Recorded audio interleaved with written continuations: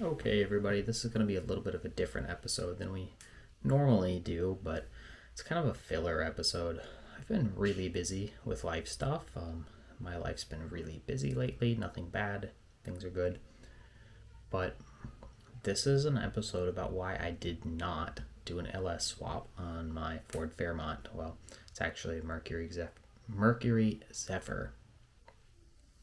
Anyways, this is the most common question I get about my car, and for some reason people have really strong opinions about this, that they think that it just has to be LS swapped. It's just like their minds explode when I built a hot rod Fairmont without an LS. People can't comprehend it. So I have 5 reasons why I did not LS swap my Foxbody. So reason number 1, they're not as cheap as people say they are. The days of buying $300 pull-out 5.3s from a wrecked truck or whatever, that stuff is just like gone. That doesn't happen anymore. I've actually even like browsed around on Facebook Marketplace to try and find some examples of this in my area. There's people in other areas that I've talked to that say that there's still some really cheap good deals on LSs, but everything here is actually fairly expensive for what you get. 10 years ago, I think that stuff was true. You could buy a long block intake to oil pan, like a complete engine, whole thing, wiring harness and an ECM for like maybe $500, because people just didn't really know. But people know now. The secret's out, the cat's out of the bag, and these engines are not anywhere near as cheap as they used to be. People want a premium for them. Reason number 2, I don't like how they look. They just, if you have the, your regular truck intake on them, and I don't know, something about the valve cover with the plastic oil filler cap on it and all of that, like, I don't know, and the cool packs on top of the valve covers, it's just like such an industrial look to me. They're just not like, it's not sexy like a small block Ford or small block Chevy or big block anything. Looks so much cooler to me. And I don't like the way they sound either. This is like 2 things in one. I think LS engines kind of have like a muted, soft sound to them, whether they're naturally aspirated or turbo. And any small block just has like that like really terse, like on edge scream. And that's cool. LS doesn't sound as good, doesn't look as good. The only way I like them is with like a Holley, like mid-rise or high-rise intake manifold. They look pretty cool like that. Otherwise, I don't know. They just don't get me excited. Reason number 3, LS swaps are just overdone. They're played out. People put these engines in everything, and I'm so sick of hearing about it. I don't care anymore. Ah, I just don't care anymore. You go to a car show and there's at least a Foxbody or 2. You go to the track, there's several of them with LS engine in it. And I've seen them in other stuff too, like Nissans and whatever, old like business coupes. It's just played out. Like, it's not original. Everybody's done it. I get that it's the cheap and easy swap. It gets you a lot of like internet points, LS swapped, blah blah blah. 1320 video, title for a YouTube video. Check out this insane 1,000 horsepower LS swapped lawnmower, whatever the fuck it is. I don't care. I don't care. Number 4. These engines are not indestructible.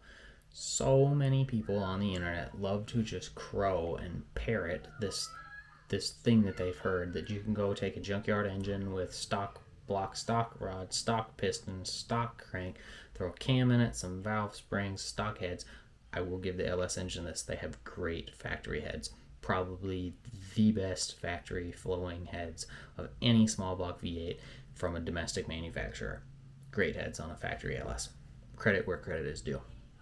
Anyways, People will say, you just get a stock LS, throw a cam and some valve springs in it, put a turbo on it, and you can make 1200 horsepower all day and it'll stay together forever. Not true. These things will scatter. They have lifter problems. Some of the rods are weak.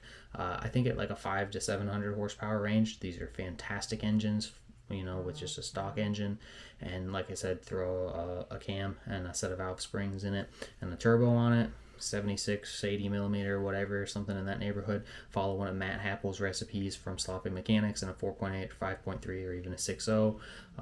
HP tuners, and you can still use the factory ECM or use some of the Holley stuff, which really isn't that expensive. I digress. They're not indestructible.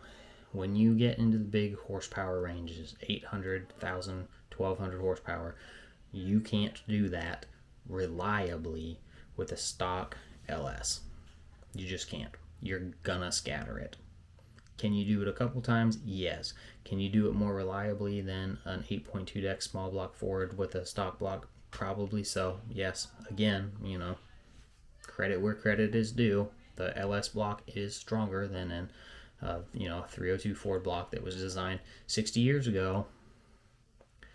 But they're not the end all be all. They're not indestructible. And I think people also forget about that, what I just said. Small block Chevy stuff has been around since the 50s. Small block Ford stuff has been around basically as long. And there's a reason that stuff doesn't hold 1,000 horsepower easily. It was never designed to. The LS stuff wasn't designed to either, but LS stuff came out in the 90s. It's 30 to 40 years newer than any small block. And I think people forget that. Just something to think about. And the last reason I didn't LS swap my Mercury Zephyr is because at the end of the day, I'm just a Ford man. And I don't say that to be like blindly brand loyal either. I've mostly owned Fords, but I've owned other things. I've had a few Mopars. Tiffany drives a Durango right now. I thought it was a better car than an Explorer. And I've had imports. They've all been German. I've had a bunch of Volkswagens and a couple of Mercedes. I've never owned a General Motors product. I might not ever.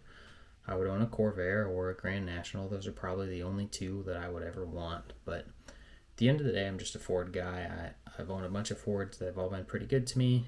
And I used to work at a Ford dealership as a mechanic for several years, so I'm sure that has something to do with it too. But point being, I'm just comfortable with Ford stuff. It's what I know. It's what I'm familiar with. I understand, like with the 8.2 deck small block Ford platform, the limitations of it. You can actually make really, really great power with one of those, even on a stock block, if you know what you're doing. And some things have changed in the last 15 or 20 years. The whole old adage of you'll split the block in half at 500 horsepower is not true anymore. All of that being said, I'm just a Ford guy. That's it. That's who I am. And that should be okay.